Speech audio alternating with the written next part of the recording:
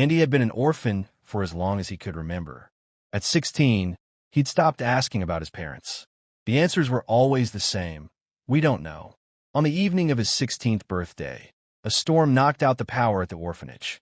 Bored, Andy wandered into the basement. A storage room door stood open.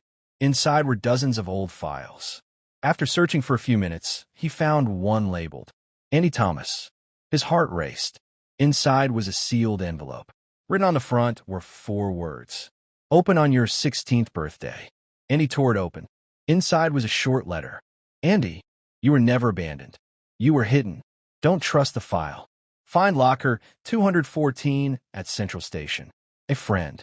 That night, Andy caught a bus into town. Locker 214 was still there. Inside was a metal box containing a newspaper clipping. The headline read, Local couple killed in house fire.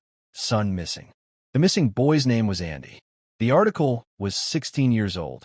Back at the orphanage, the director was waiting. You found it, he said quietly. Andy dropped the clipping onto his desk. What is this? The director sighed.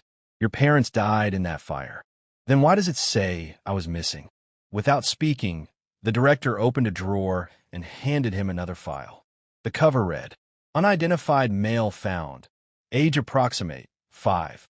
Attached was a photograph. It was Andy. His stomach dropped. I don't understand. The director slid over one final document. A DNA report.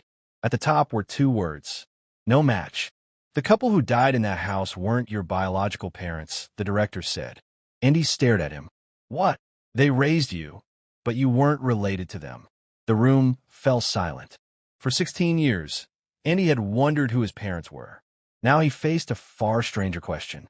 If the family in the fire wasn't his, who was Andy before they found him?